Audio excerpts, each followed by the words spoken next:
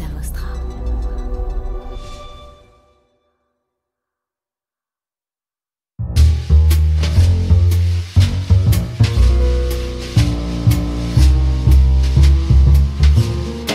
Salut, je suis Mathieu Stéphanie et je vous présente La Martingale, un podcast qui vise à explorer le monde de la finance personnelle pour comprendre comment gagner à tous les coups, qu'on ait 200 € par mois à investir ou 5 millions sur son compte en banque. On va pas se mentir, c'est un peu ambitieux, mais les faits sont là. Jusqu'à maintenant, j'ai pas pris le temps de m'intéresser à tous ces sujets et il est temps que ça change. Alors abonnez-vous, des éclairages gratuits, ça commence par là.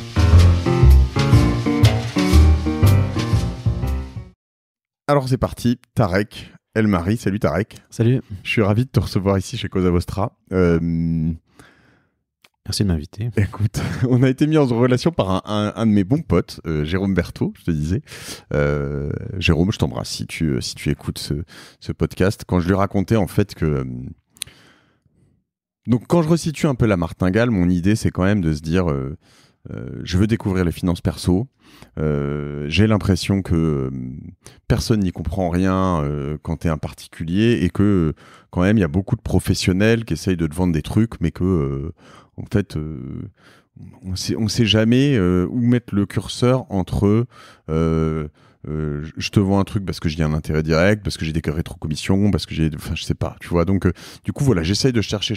Et alors, au fur et à mesure de ces épisodes, je découvre un pattern qui m'a l'air quand même assez sain, qui est de se dire, bon, déjà, tu mets pas tous les œufs dans le même panier. Ouais. C'est la base. Voilà, c'est un peu la base. Et puis... après, tu es quand même assez prudent. Si tu fais du Bitcoin, tu mets pas plus de 15% dans Bitcoin. Si tu mets de l'or, tu mets pas plus. Voilà. Généralement, dans l'immobilier, on met un peu plus que 15-20% parce qu'il se trouve que ça représente vite des sommes assez importantes. Donc, tu arrives vite à 30, 40, 50% de... Voilà. Mais il faut contrebalancer ça. Il faut faire un peu de marché action. Il faut faire un machin, etc. Bon.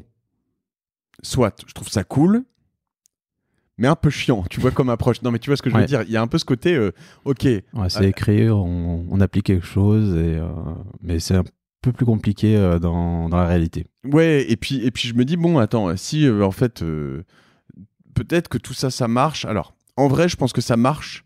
L'autre vérité que j'ai découvert, c'est qu'il faut, dans tout ça, y aller petit à petit, en mettant quand même, j'allais dire un petit peu, mais non, un maximum d'argent de côté, mois après mois, dans ces différents petits paniers que tu constitues à droite à gauche. Mais je me dis que ce que je disais à Jérôme, c'est comment je pousse le curseur à fond. Si j'étais complètement, tu vois, tête brûlée.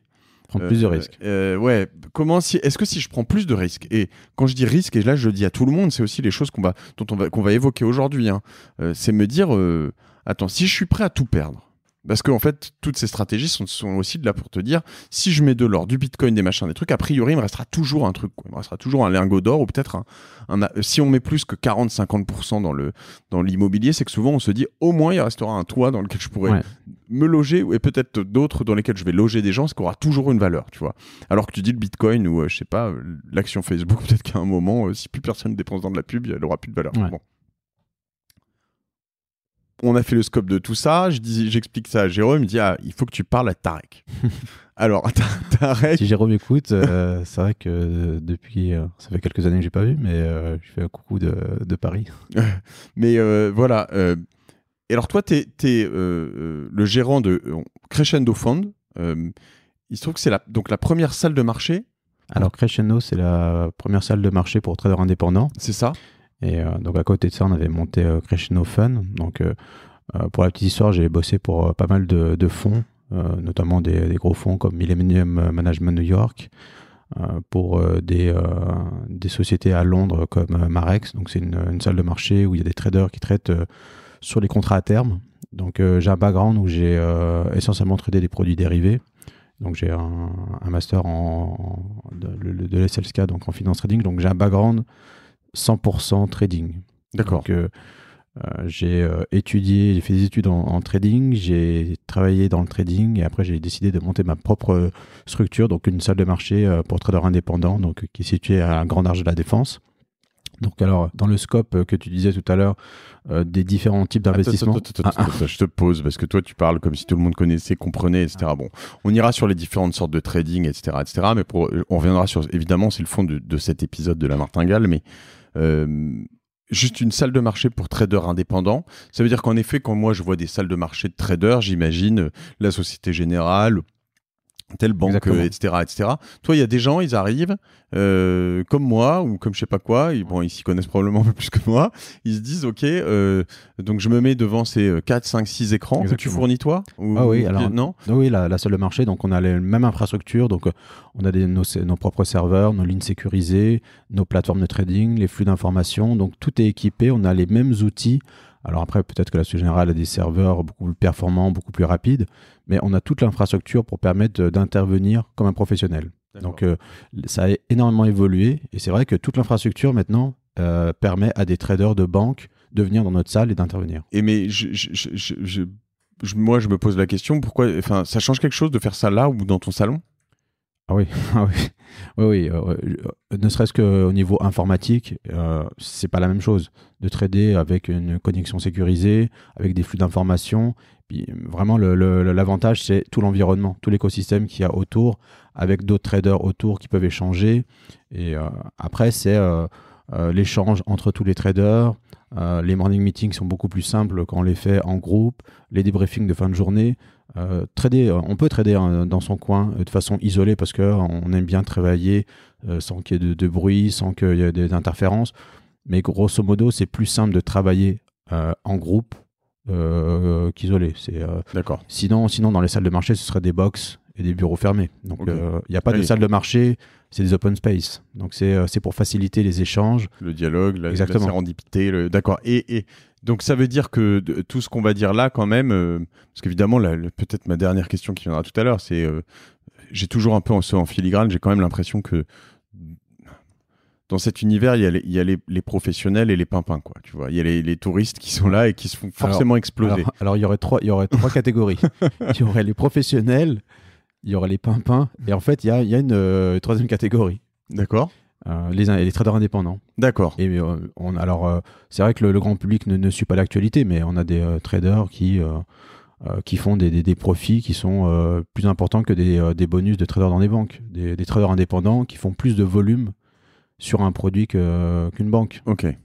Alors, ce que j'aimerais voir aujourd'hui, c'est parler justement de ces côtés, pas forcément d'eux, mais pour certains un peu tête brûlée, de ce qu'on appelle les effets de levier, de ce que j'ai découvert là, je sais pas, c'était en 2004, 2005, les varans, les choses comme ça, je sais pas si bon, alors on va peut-être pas tout expliquer, les sous-jacents, des choses comme ça, mais rentrer un tout petit peu dans le détail. N'oublie pas que tu parles à quelqu'un qui connaît quand même pas vraiment très bien ça. Non, moi, les effets de levier, j'ai touché 2-3 fois, je me suis brûlé les doigts, mais clairement, tu vois, je me suis complètement emplâtré dans le truc. T'es pas une exception à avoir le fait, disait la deux moyens de tout cramer, ou d'être ruiné, c'est les femmes, l'alcool et le levier. D'accord. Donc, t'as essayé le levier, t'en restes deux. D'accord. C'est Warren Buffett qui dit ça. Hein. C'est pas moi, c'est pas la martingale. Voilà, c'est un adage des années 80. Mais le levier, c'est ce qui rend le trading difficile quand on veut mettre du risque. Ça veut dire miser plus que son capital. Donc, j'ai 1000 euros. J'investis 10 000 euros, j'ai un effet de levier de 10. Je multiplie mon gain et ma perte par 10. Donc, dans des marchés volatiles, effectivement, si on met un levier important, on a des pertes importantes.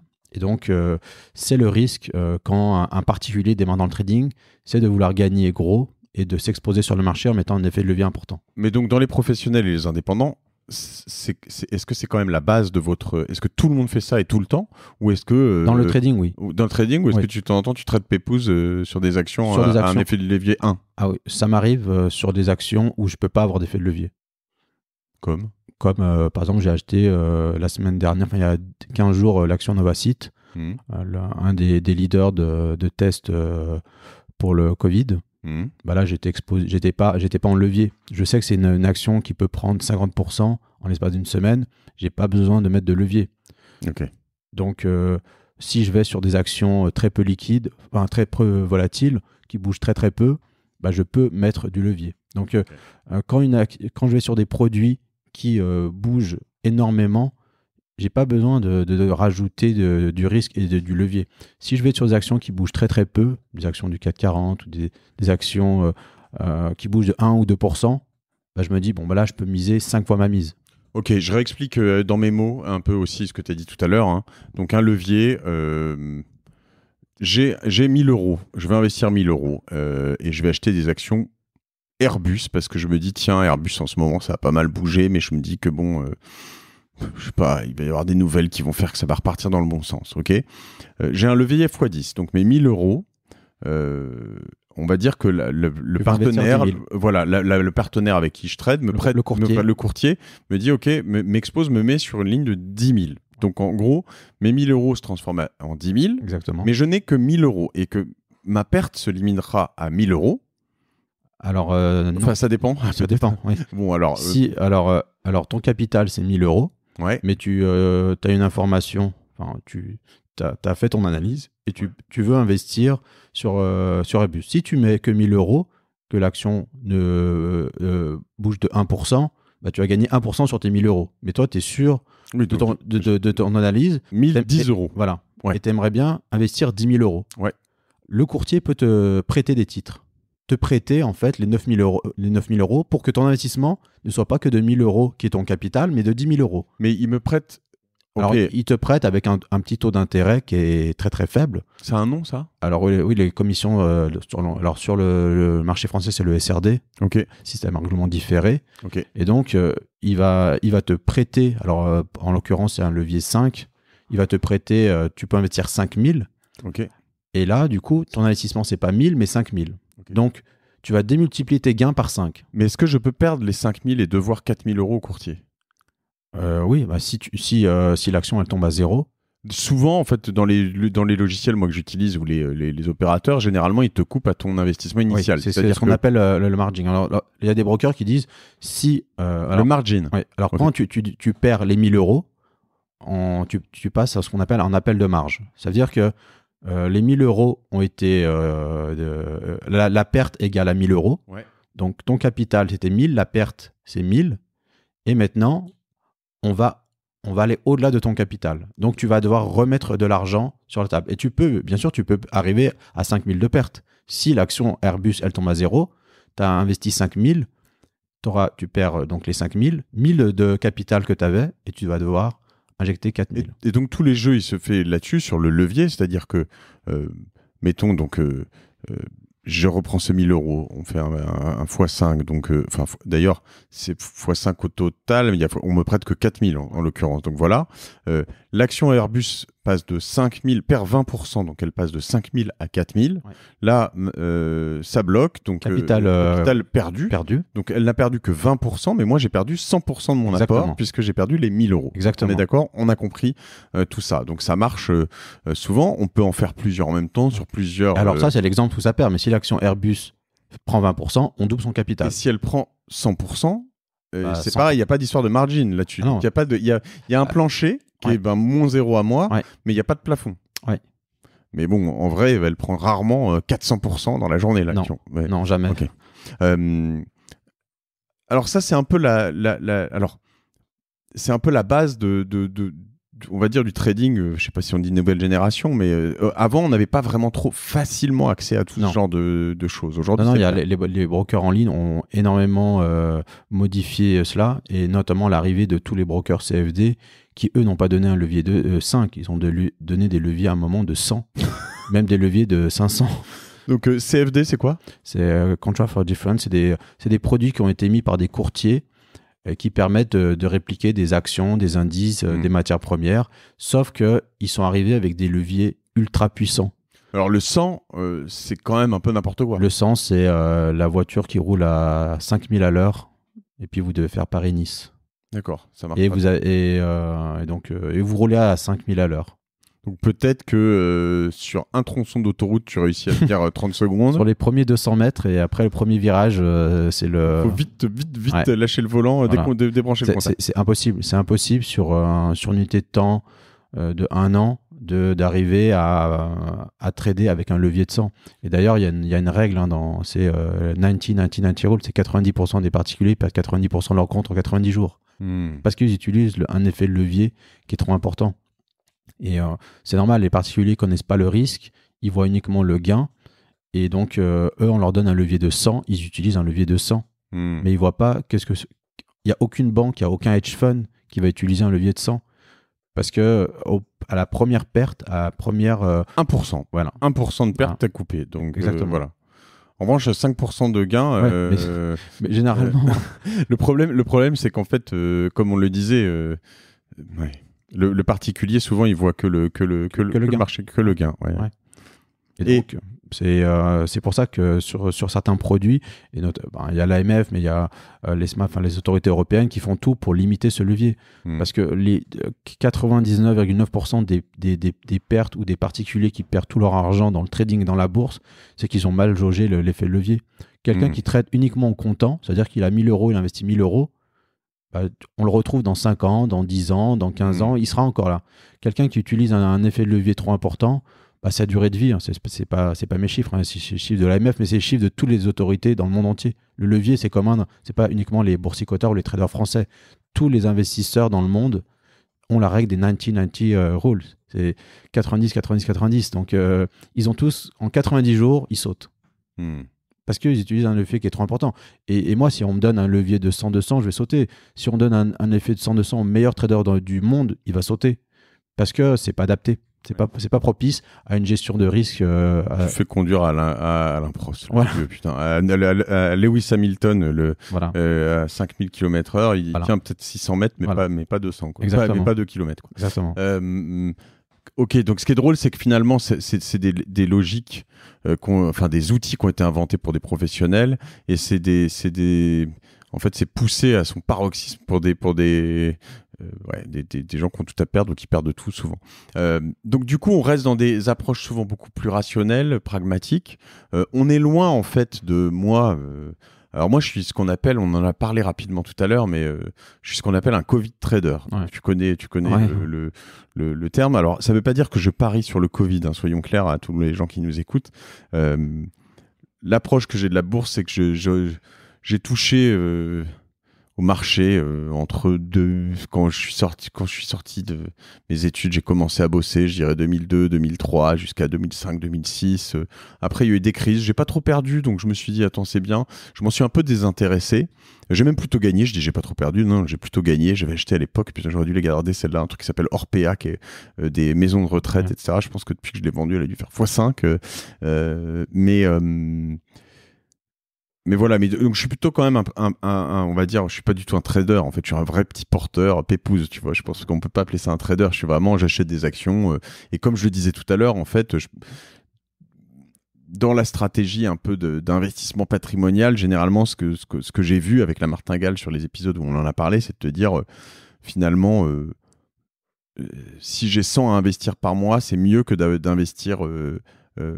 pendant 100 mois, c'est mieux d'investir 100 par mois pendant 100 mois que 10 000 d'un coup.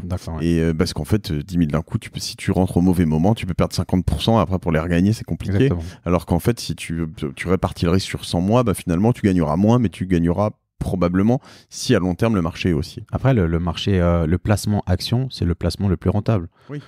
C'est pas l'immobilier. Alors, en investissant comme tu l'investis, t'es pas un professionnel et pourtant c'est ce qu'il faut faire pour quelqu'un qui veut investir sur du long terme et qui veut gagner sur les marchés financiers, enfin sur la bourse. Je parle pas du trading, mais sur un placement boursier, s'il répartit en fait ses investissements de façon régulière, c'est le meilleur investissement.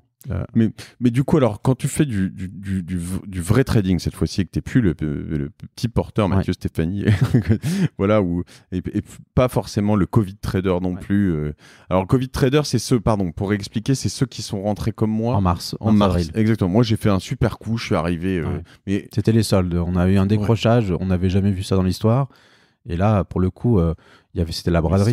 C'était la braderie générale. Donc moi, je suis rentré sur un partenaire que vous connaissez, j'en ai déjà parlé, mais voilà, je me suis inscrit, on m'a dit, vas-y, essaye ce machin. Et puis, je trouve que j'ai mis un peu d'argent, mais pas beaucoup, tu vois. Et en fait, j'en ai remis un peu, puis un peu, et puis un peu, et puis un peu, et puis tout est monté jusqu'en juin. Donc voilà, la teuf. Mars-juin, c'était impossible de perdre de l'argent. Voilà. C'était cadeau. C'est rare de voir ça. Pour tous ceux qui ont l'habitude d'investir, on n'a pas connu ça depuis la bulle en 2000 en fait. Il y a eu une période comme ça en 99-2000 où on fermait les yeux, on achetait n'importe quelle action. Là, c'était un peu le cas. On a un blogueur américain qui est suivi par des millions de petits boursicoteurs. Comment il s'appelle On va le retrouver. On va le retrouver. Ouais. Il a carrément pris des lettres de Monopoly. Et aux États-Unis, pour acheter une action, il y a des codes mnémoniques à 3 lettres. Il touillait, il prenait 3 lettres et il composait le nom d'une action. Il disait, bon, aujourd'hui, achetez cette action.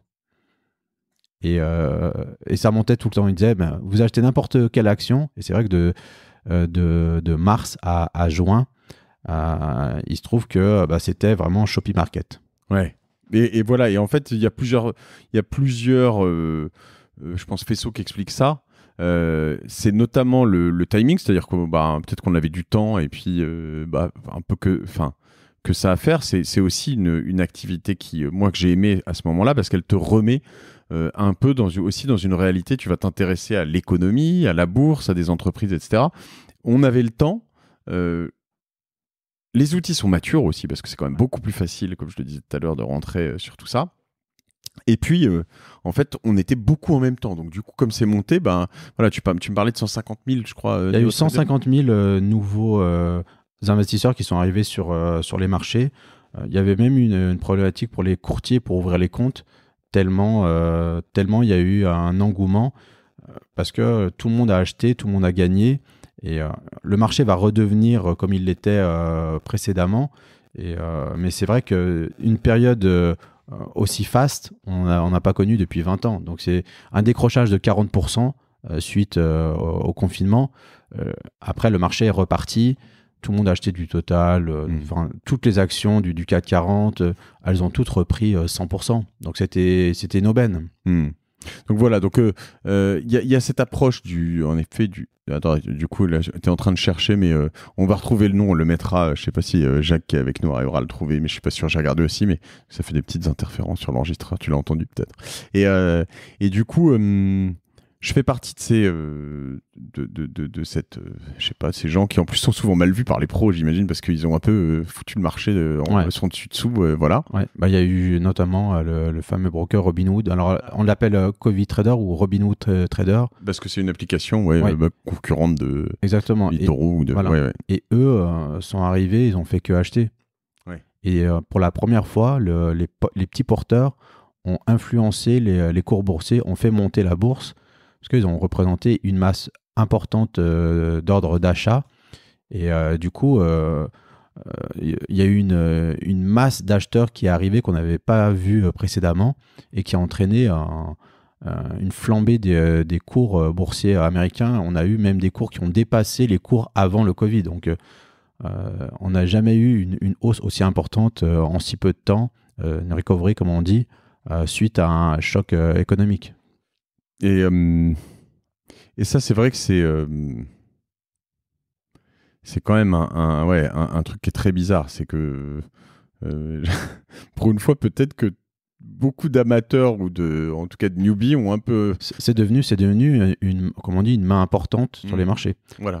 Avant, les petits porteurs, ils influençaient pas le cours d'une action. Et donc, si je prends dans ces nouveaux, il y en a qui sont arrivés en effet du coup avec des effets de levier aussi. Donc, j'imagine que là, ça amplifie évidemment tout ce qu'on est en train de raconter. Et donc, si je dois comprendre votre boulot, quand j'arrive, parce que toi, tu formes notamment des traders indépendants. Exactement. C'était aussi pour ça que j'étais intéressé. Alors, des indépendants, des sociétés. Ok. Donc, ça va de l'investisseur particulier qui sait pas trader, qui veut investir. Au trader confirmé mais qui tradait des actions et qui veut maintenant trader des produits dérivés, à la société industrielle multinationale dans un pays, notamment au Maroc avec Cosumar, qui voulait des stratégies de trading sur les futurs et sur les options pour se couvrir contre le risque de variation du sucre, à la BOAD, donc l'équivalent de la Banque centrale européenne en Europe, mais en Afrique, qui fait une émission en CFA, euro, et qui ne s'est pas couverte parce qu'elle n'avait pas les bons outils, les contrats futurs, les forwards. Donc ça, c'est des produits que nous, on traite sur ces produits et on forme sur des stratégies sur ces produits-là. Donc en fait, c'est un spectre qui va du particulier à la grosse société qui veut utiliser les produits dérivés, soit pour se couvrir, ou soit pour faire des opérations spéculatives. Donc, on a tout ce spectre-là. Et la particularité, c'est qu'il y a une partie théorique donc, pour définir la stratégie, définir comment le marché se comporte, comment fonctionnent les marchés.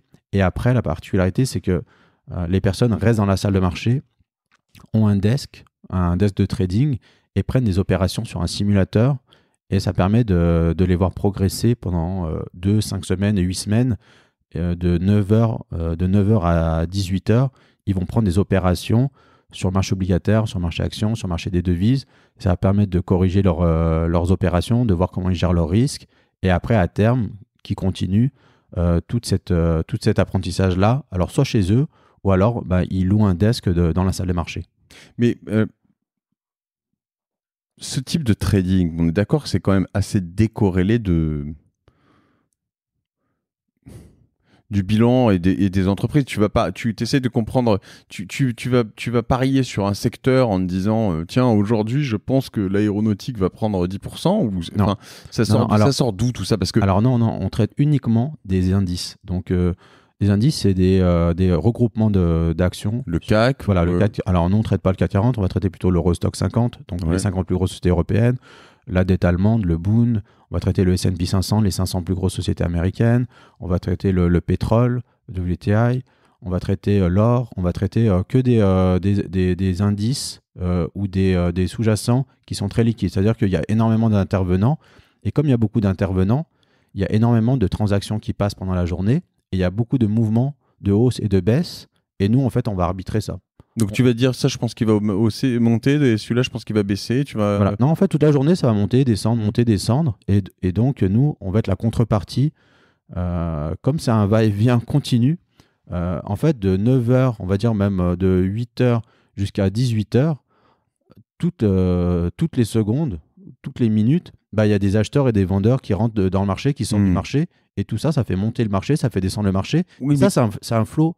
Mais comment dans ce jeu-là, comment à la fin de la journée, tu as pris 1% ou 0,5 ? Alors nous, on raisonne en points. Donc on essaye de prendre 10 points, 20 points, 30 points par jour. C'est les pips, c'est ça? Alors des pips, c'est sur le Forex, mais c'est un peu la même chose. C'est quoi un point alors? Un point, c'est la variation minimum d'un indice. C'est-à-dire que si l'Eurostock 50, il vaut 3500, si on achète à 3500 et on revend à 3501, si on met un contrat, on gagne 10 euros. Si on met 10 contrats, on gagne 100 euros. Si on met 100 contrats, on gagne 1000 euros. La variation de 1 point. Et donc toi, tu revends à chaque fois que tu as gagné un point? Alors, ça peut être 1 point, mais on peut prendre 5 points, 10 points. Et c'est des petites variations. Donc, c'est des variations de 0,10, 0,20. Ok, je comprends le concept, mais comment tu sais que ça va aller... Enfin, si ça perd 10 points, tu fais quoi? On coupe et on prend notre perte. Et ça, en fait, il y a... Mais donc, tu es forcément en train de suivre le marché. Je veux dire, si le marché fait que descendre, tu perds. Non, parce qu'on peut shorter le marché. Et comment tu décides? alors justement, il y a... Shorter, ça veut dire vendre. Shorter, c'est-à-dire miser sur le marché. C'est-à-dire qu'on peut vendre un titre et le racheter moins cher et empocher le gain. Après, il y a tout ce qui est analyse des volumes, analyse du carnet d'ordre. Donc, en fait, nous, on regarde sur le carnet d'ordre. Donc, le carnet d'ordre, en fait, ça synthétise tous les acheteurs et tous les vendeurs. C'est toutes les infos et les outils dont tu parlais tout à l'heure. Voilà. Donc, pour donner un exemple, c'est comme si on était à la criée, donc à la bourse physique, qui était autrefois au Palais Brongniart, et qu'on est donc à l'intérieur de la bourse, et on voit tous les traders de banque. Et après, on voit un trader d'une banque, Société Générale ou BNP ou n'importe quelle banque. Et on sait qu'au moment où il commence à acheter, quand il achète, il a toujours des grosses quantités à acheter. Donc, à partir du moment où il va commencer à acheter 1000 lots, d'accord, on sait qu'il en a toujours 20 000 ou 30 000 à acheter. Et pourquoi il n'achète pas les 20 000 d'un coup? Parce qu'il n'y a pas la contrepartie en face. Et... ça veut dire qu'il n'y a pas quelqu'un qui est vendeur de 20 000. Voilà. Donc, lui, il dit « Salut, je voudrais 1000 ». Voilà. Il va faire 20 fois, salut, je voudrais 1000. Voilà. Et toi, tu te dis, attends, comme c'est un biche, comme c'est une baleine, un machin, il va acheter 1000 plus 1000 plus 1000. Voilà. Donc toi, tu essaies de le capter au plus tôt de ces mouvements. Exactement. C'est la même chose, sauf que nous, on voit ça sur le carnet d'ordre. On voit à quel moment il y a un gros acheteur, à quel moment il y a un gros vendeur. Alors, Et là, toi, tu te dis, lui, il a fait 1000 et toi, t'en prends 10. Voilà. Plus. Et puis après, alors vous êtes plein à faire ça, voilà. vraiment monter tout le marché. Voilà. Exact. Mais c'est ce qui se passait quand à la Bourse de Paris, dans toutes les bourses à la criée, c'était comme ça que ça se passait. Il y avait les trades, il y avait les NIP, les négociateurs indépendants parquet, ou les NCP, les négociateurs compte propre, qui eux étaient uniquement là pour suivre le c'est un peu comme flow. les petits poissons autour des requins. Quoi. Voilà. Ce truc-là. Et nous, on est ces petits poissons-là. C'est-à-dire que on va pas faire c'est pas nous qui allons faire le mouvement de fond. Nous, on est juste là pour suivre les gros ordres. Et nous, on prend notre part du gâteau, en fait. Tu comprends tout ça, Jacques? Ouais. À peu près. Ouais. Et non, parce que je me dis, dans cet univers, comme c'est pas, il y a beaucoup de choses que tu peux m'apprendre, Jacques, mais dans cet univers, quand Jacques a compris, je pense que tout le monde a compris, avec tout le respect que je te dois, mon cher. Il accepte le compliment. Non, parce que... Après, il y a d'autres outils. Il y a l'analyse des volumes, c'est-à-dire que quand on voit qu'il y a un gros acheteur sur un niveau de prix, un gros vendeur sur un niveau de prix, c'est peut-être deux grandes banques, il y en a une qui veut acheter, une autre qui veut vendre. Bah, nous, on se met avec l'acheteur et avec le vendeur, avec l'acheteur et avec le vendeur. Il y a même des traders qui vont sur des produits qui bougent très très peu, et eux, pour le coup, ils vont sur des marchés qui bougent de 5 points par jour sur le marché obligataire. Et ils se mettent sur la fourchette de prix. Ils se mettent à l'achat et à la vente. Et après, ça achète, ça vend. Ça ne fait pas un jeu de somme égale à la fin? Non, par exemple, imaginons que le marché vaut 3500. Ouais. Il se met acheteur à 3500 et vendeur à 3502. Ok. Quand le marché monte à 3502, il se retrouve vendeur, ça redescend à 3500, il est acheteur. Après, il rachète à 3500 et revend à 3502. Et il fait ses opérations parce que le marché bouge que de 3-4 points par jour et il fait ses allers-retours. D'accord, mais si le marché, quand il a acheté à 3500, descend à 3450... Non, s'il descend à 98, il vend. Mais il aura fait 10 fois 500, 502, 500, 502, 500, 502. Ouais, alors il faut trouver le bon delta et le bon endroit où ça... Oui, mais ça, juste au niveau graphique, vous allez voir ce qu'on appelle un range. Donc, une oscillation de 2 points, 2 points, 2 points. Oui, bien sûr, après, quand il y a soit l'acheteur, soit le vendeur qui a terminé son ordre, bah, si le vendeur il a encore des ordres à vendre, bah, il va vendre au prochain acheteur qui est à 99. Et si à 99, il a plus d'acheteurs, il va vendre à 98. Mais alors quand j'explique comme ça, on dit mais c'est un métier de bourrin. Mais le trading, c'est un métier où les gens ils veulent prendre que de l'argent. On n'est pas là pour faire de la création, c'est pas artistique. On essaie de... rêver, là. Non, c'est ceux qui font du trading, ils cherchent des stratégies de trading. C'est pas fun, en fait. On est là pour essayer de trouver des stratégies les plus simples qu'on peut reproduire assez facilement. Et ce qui est bon, c'est-à-dire qu'on peut augmenter notre taille. C'est-à-dire au lieu de mettre un lot, on met 10 lots, 20 lots, 50 lots, 100 lots. Mais le trading, c'est ça. C'est trouver une façon d'intervenir sur un marché et c'est basique. Et après, de répéter ça tous les jours. Et là-dessus, les plus grands professionnels, ils font ça depuis 20 ans et ils gagnent de l'argent tous les ans. Bah, alors, les marchés changent parfois. On va dire que tous les 5 ans, le marché change complètement. Okay. Donc, c'est des nouveaux intervenants qui arrivent et donc, il faut se réadapter. Donc, il y a des stratégies qui marchaient très, très bien il y a 5 ans et qui ne marchent plus maintenant, qu'on doit modifier.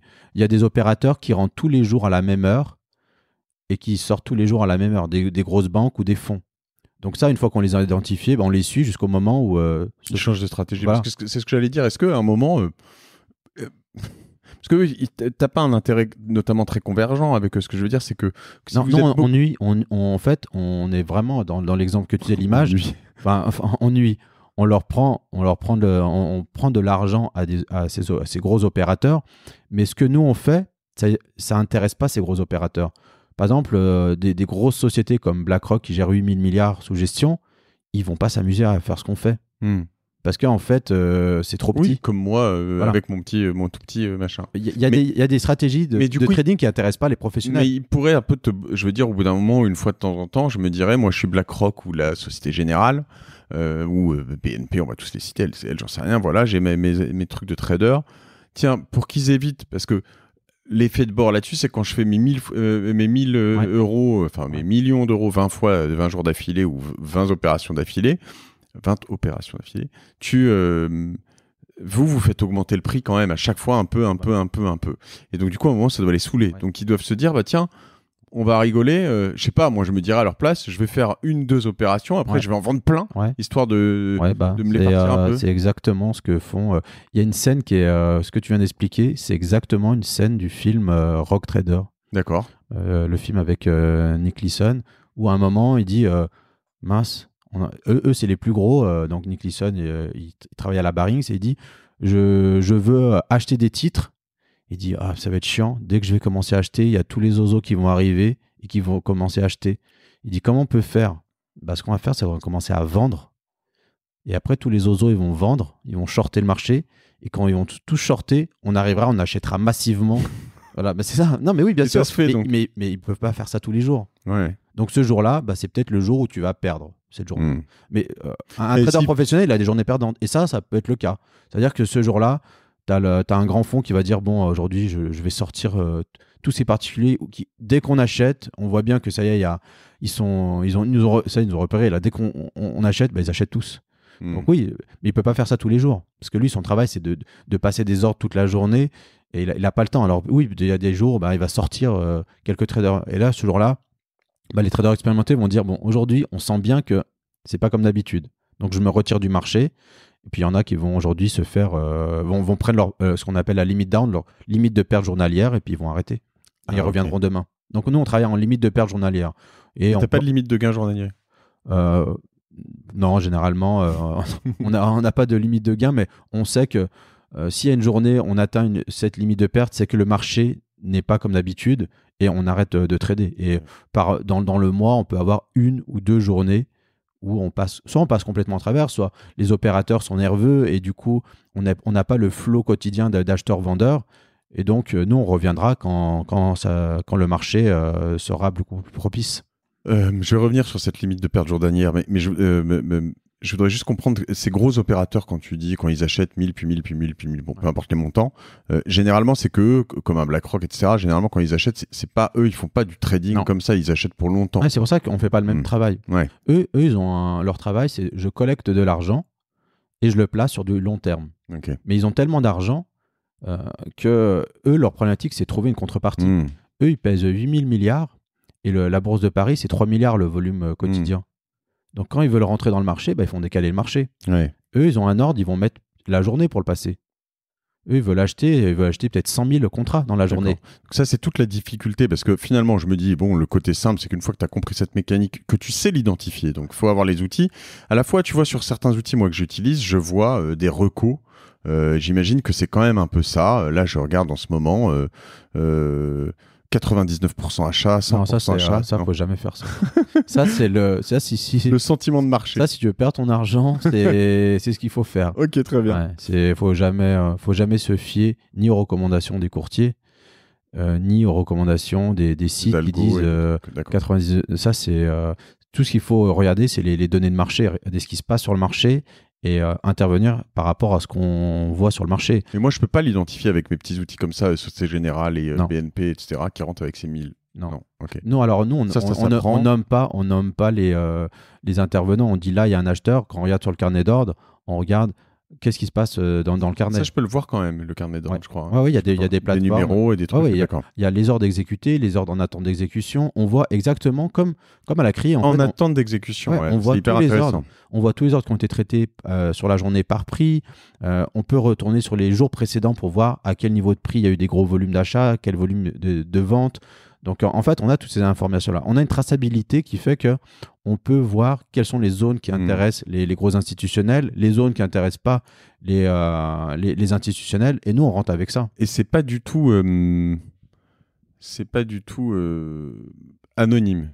Je veux dire, alors, maintenant, c'est anonyme. Je peux pas voir que c'est BlackRock ou c'est général. Non, tu peux plus. Non. La seule chose qu'on peut voir, alors sur les actions, on peut le voir parce que dès qu'ils dépassent 5% de titres sur une action, ils sont obligés de s'annoncer. Ouais. Sur les contrats futurs, on n'a aucune visibilité. Contrats futurs ? Alors, c'est les contrats à terme, c'est les contrats, les produits dérivés qu'on traite qui répliquent un indice, c'est le pétrole et autres. On n'a aucune visibilité. Et nous, en fait, on ne se préoccupe pas. On sait que quand il y a des gros volumes qui sont traités, c'est forcément un gros. D'accord. Il n'y a pas de particulier qui va envoyer 5 000 lots, 2 000 lots ou 3 000 lots à l'achat. D'accord. Donc, nous, ce qui nous intéresse, et on parle même que d'un intervenant. Il y a un acheteur et un vendeur. Et si vous êtes plein, si on est plein, si on suit toute ta strate de main, tous les Covid traders, etc., finalement, il y a un moment où, même si on se plante sur le mec qui achète ses 3 000 ou la nana qui achète ses 2, 3, 4, 5 000 et puis qu'on se dit, bon, on va tous s'y mettre, finalement, on va avoir un effet haussier, quoi qu'il arrive. Non, parce que il n'y a pas de contrepartie. Les BlackRock sont gros quand même. Ouais. Il faudrait qu'il y ait beaucoup alors, on dit qu'il y a beaucoup de Covid traders, mais ces Covid traders, ils sont éparpillés sur tous les produits de la planète. Ouais. Des actions américaines. Nous, on fait un produit. Donc, on fait des indices, on fait du pétrole. On va sur des actifs qui sont très, très liquides, qui sont traités par tous les fonds d'investissement dans le monde. Donc, il faudrait qu'il y ait vraiment beaucoup, beaucoup, beaucoup de traders indépendants pour que ça fasse contrepoids vis-à-vis de toutes les grandes banques d'affaires. Mais après, il y a des traders des traders indépendants. Donc, le fameux Navinder Singh Sarao, c'est un trader qui a été condamné aux États-Unis pour manipulation de cours. Il était devenu tellement gros qu'il arrivait à faire bouger les cours boursiers, même du S&P 500, qui est le plus gros indice boursier. Et ça, c'est une personne, un particulier. Parce qu'il avait les mêmes outils qu'une banque. Et il tradait, il était plus gros qu'une banque. Il pouvait traiter 10 000, 20 000, 30 000 contrats dans la journée. Il arrivait même Quoi, avec des leviers ou parce qu'il... D'accord. Parce que le courtier lui donnait beaucoup de leviers et parce qu'il était devenu gros. En fait, il arrivait à chaque fois à faire énormément de trades pendant la journée. Il a accumulé 50 millions de pounds en 3 ans. Donc quand je lis entre lignes et que j'écoute tout ça, il faut quand même être hyper focus sur le truc. C'est-à-dire que moi qui suis sur plein d'occupations et puis que je me dis j'aime bien faire du bitcoin, de l'IMO, des machins, des trucs, vaut mieux pas que j'aille trop m'aventurer là-dedans quand même. En fait, le trading, il faut y passer toute la journée, quoi. Le trading, alors ça peut être la journée ou la matinée. On peut dire moi je veux traiter de 9h à midi. Voilà, je consacre 4 heures. Voilà. Okay. Je veux faire l'ouverture européenne, midi. Terminé, ma journée est terminée. T'en connais qui font ça, ouais. Il y en a qui traitent que le matin, qui traitent l'ouverture, midi, et ils font leur argent, ils arrêtent. Okay. Il y en a qui après vont traiter l'ouverture américaine à 15h30 jusqu'à 17h30, la fermeture des marchés européens. Mais on peut très bien concevoir de dire je vais trader 2 heures par jour. Je traite l'open, je traite 9h, 10h. Je traite l'ouverture européenne et je traite la fermeture. Ce qui est intéressant là-dedans, j'imagine, c'est que tu as des... Tu as peut-être des patterns qui se reproduisent que à certains horaires et pas à d'autres. Oui, on a ça. Justement, pendant la formation, on appelle ça les moments clés de la journée. C'est à quel moment on intervient, à quel moment on n'intervient pas. Et on va toujours intervenir sur les mêmes configurations. Et comme je disais, si on intervient sur des configurations, parce qu'en fait, c'est les automates, les algorithmes de banque, elles achètent, elles vendent toujours de la même manière. Donc, une fois que l'automate il est paramétré, elle va toujours intervenir de la même manière. Et pour reprendre l'exemple où tu disais, si les grandes banques, pourquoi elles ne sont pas intéressées par notre activité, c'est comme si Bouygues, qui fait des gros chantiers, ils apprennent qu'il y a un studio de 50 mètres carrés sur les Champs-Élysées à rénover. Ils ne vont pas se dépêcher pour dire hey, nous aussi on veut participer. Il y a un petit bifton, il n'est pas cher, il est à 150 000 balles. On le retape, t'imagines, on le refourgue à 500 000 balles. Alors que moi j'y vais, quoi. Ouais. Toi, tu vas t'intéresser, tu vas dire moi ça m'intéresse, mais Bouygues, ils vont pas faire leur année sur cet achat. Ils vont même pas participer à l'enchère. Même s'ils savent que ça va se revendre à 50 000 balles, ils vont même pas y aller. Parce qu'eux, ils veulent un chantier à millions, milliards. Ouais. Donc, en fait, il y a des activités que les fonds d'investissement, les gros fonds d'investissement, ils regardent pas parce que les sommes, les sommes sont trop petites pour eux, mais sont très grosses pour un particulier. Je comprends très bien. C'est hyper intéressant et du coup, finalement, je pourrais me dire, alors c'est une bonne nouvelle, je vais me faire ça. Bon, moi j'ai mes journées normales. Finalement, je vais me dire, tiens, je ferme la fermeture du marché américain avant d'aller me coucher. C'est quelle heure c'est 20h, 22h. D'accord, je me fais un petit 20h, 22h, j'ai le temps, voilà, et puis je vais me focus là-dessus.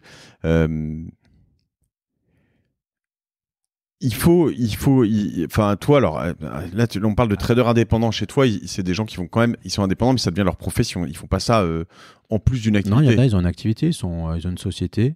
Mais faut combien pour rentrer là-dedans? Parce qu'il y a un seuil minimum. Alors, avant, il y avait besoin d'avoir un seuil minimum, c'est-à-dire un capital minimum.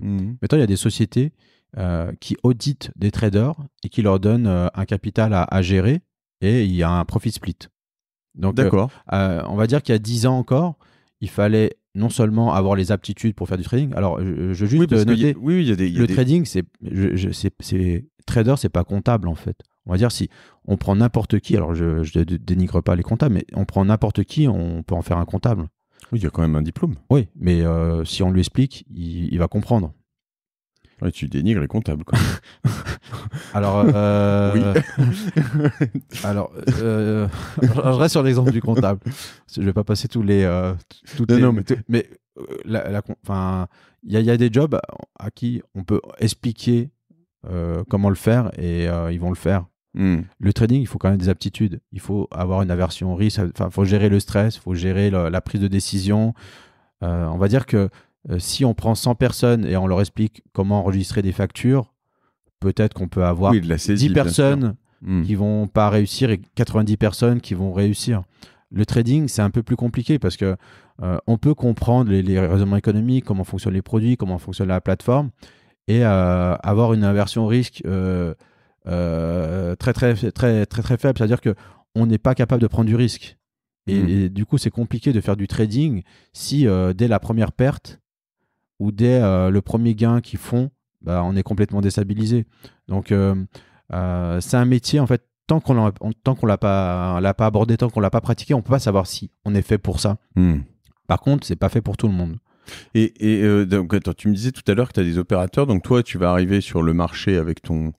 Donc quoi, il faut pas quelques centaines ou quelques milliers d'euros, c'est quand même un peu plus. Hein. Alors non, maintenant, il y a des courtiers qui, dès 20, 30, 40, 50 000 euros, pouvaient rentrer sur les marchés. Ils peuvent en vivre.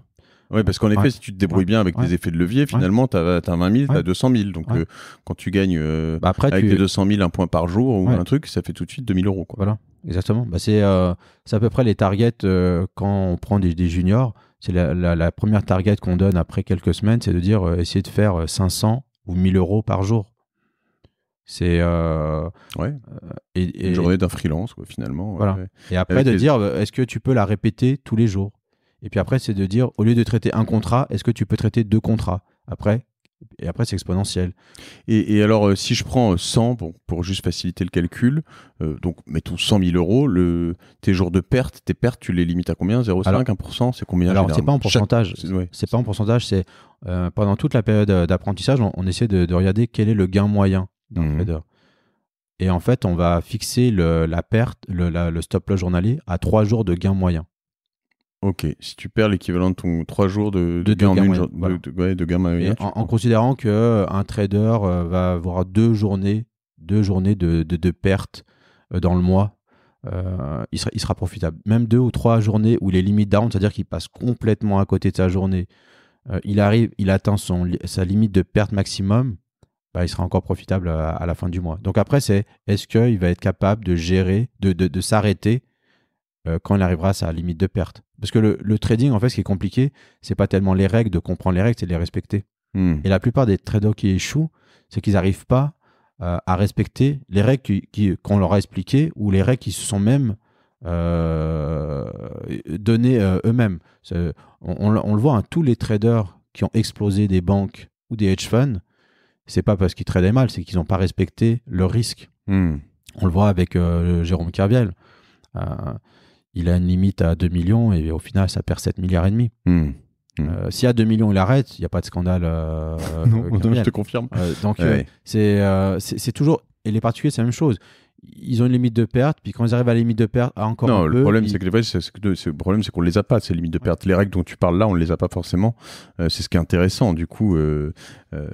Surtout quand tu n'as pas de limite de gain. Alors, évidemment, c'est très conceptuel tout ça, parce que j'imagine que aussi, quand tu te débrouilles mal, tu peux...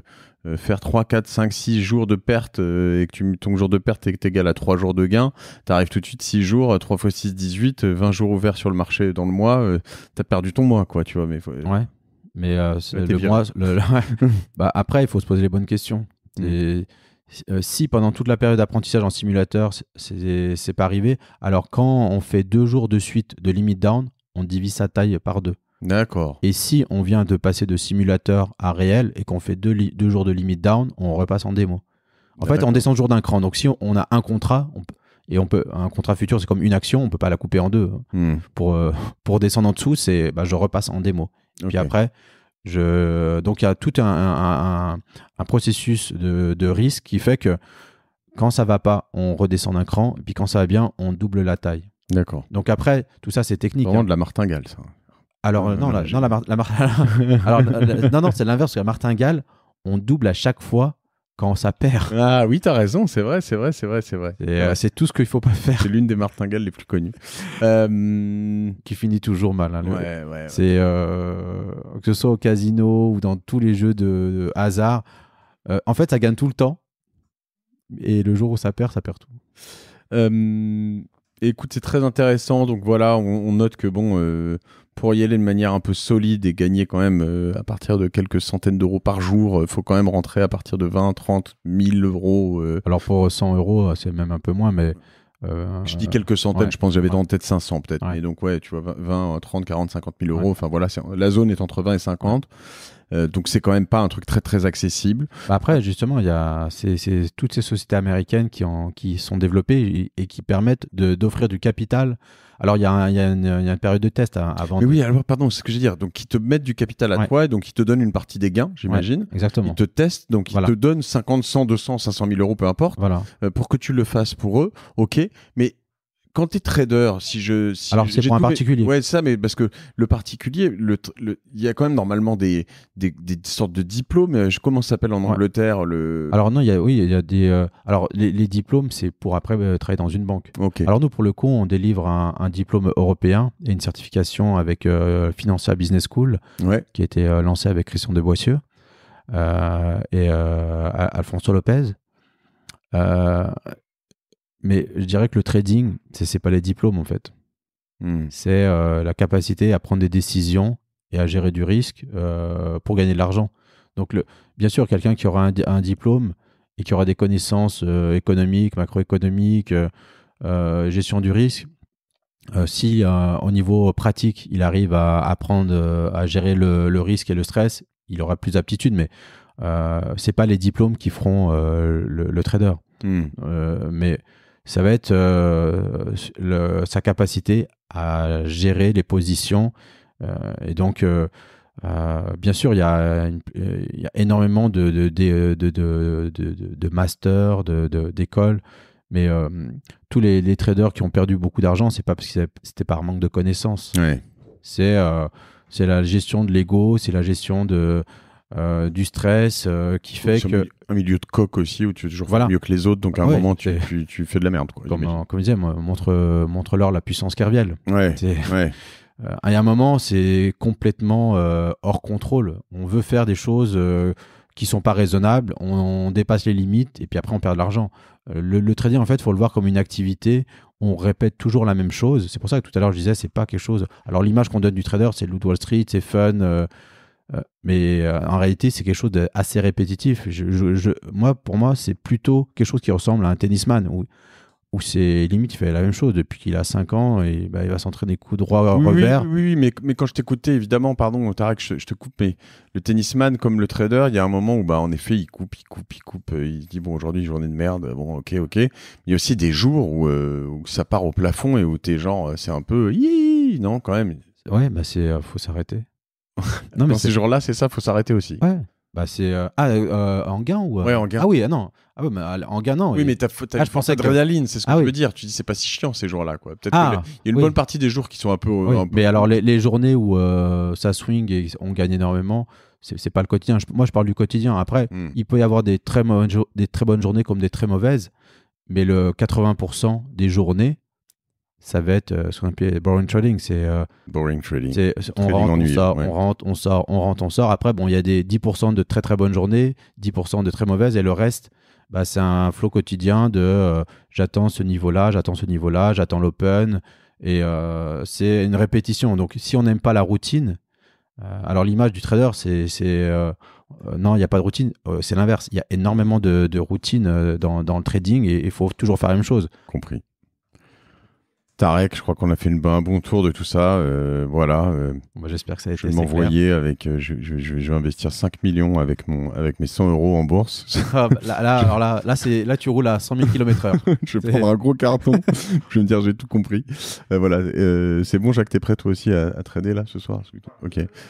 En tout cas, vous êtes les bienvenus pour un test dans la salle. Vous serez en virtuel, hein, donc il n'y a pas de risque. Ok, on fera ça peut être sympa. Écoutez, si vous voulez le proposer, ce test à Tarek, je pense qu'on peut vous t'ajouter sur LinkedIn. Ouais. Donc Tarek El Mari, c'est ELMARHRI. Donc voilà, on mettra évidemment le lien du LinkedIn de Tarek directement dans les commentaires et sur la page de lamartingale.io. Avant de te quitter, Tarek, en dehors de tout ça, est-ce que toi, tu as une martingale, un truc que tu adores, un endroit où tu investis, je sais pas. Alors, je suis un peu drogué du trading. Ouais. Je pense que Jérôme, que tu connais bien, déjà à l'époque, me disait, mais toi, tu es un vrai drogué du trading. Et ça n'a pas changé. Mais j'investis aussi beaucoup dans l'immobilier. D'accord. En réalité... Paris, classique, etc. Ou tu fais du partout Non, j'investis... alors, j'ai beaucoup investi à Vichy. D'accord, Vichy. Ouais. Alors, j'aime bien les immeubles haussmanniens et j'ai beaucoup investi là-bas. Alors, dans d'autres régions aussi. Mais des immeubles de centre-ville. Voilà. D'accord. Et ton trip, c'est l'immeuble haussmannien du centre-ville, peu importe où il est en Voilà, France. exactement. Et ça marche, ça? Ça marche du tonnerre de Dieu. Et j'adore ces martingales. Et ça, il y a zéro risque. Si le trading c'est boring trading, l'immobilier je sais même pas pourquoi tout le monde ne le fait pas. Emprunter à 1,10 et puis acheter un immeuble qui donne du 12% de rendement, c'est le spread le plus simple. S'il y avait des spreads comme ça dans le trading et dans la finance, ce serait sympa. On n'en a pas souvent, mais alors dans l'immobilier, ouais. C'est mon deuxième. Alors, j'investis pas dans les cryptos, j'investis pas dans les œuvres d'art, dans les montres, mais voilà, ça se limite au trading et puis dans les immeubles haussmanniens. Trop cool. Écoute, je trouve ça intéressant. Je me méfie de l'IMO dans les 12 prochains mois. Je me dis, j'ai envie de regarder, même si j'adore tout ça, mais on aura une vérité fin 2021. Après, c'est toujours pareil. Il ne faut pas mettre de levier. Il ne faut pas mettre trop de levier. C'est les mêmes règles dans le trading. Faut pas sortir tout de suite. Faut pas, voilà. Ouais. Bon, écoute, je te remercie. C'était plein d'apprentissages. Merci Tarek. Tarek El Mari, vous le retrouvez sur tous les liens qu'on met avec tout ça. T'es venu en plus à la va-vite, on s'est parlé, etc. Super épisode. Top, merci Marc. Merci. Merci à tous de suivre La Martingale. Merci à Jacques d'avoir assisté à cet épisode passionnant en last minute aussi. Et puis... abonnez-vous, partagez ces épisodes autour de vous s'ils vous plaisent, parce que voilà, cette communauté de La Martingale, tout comme mon autre podcast Génération Future Self, grossit de manière hallucinante et voilà, envoyez-nous des invités que vous avez envie d'écouter à jacques@causavostra.com. Tiens, tu vas en prendre plein la gueule, et puis à d'autres et à moi, mais moi je vous donnerai pas mon email. Et voilà, je vous embrasse, à la semaine prochaine sur La Martingale. Ciao.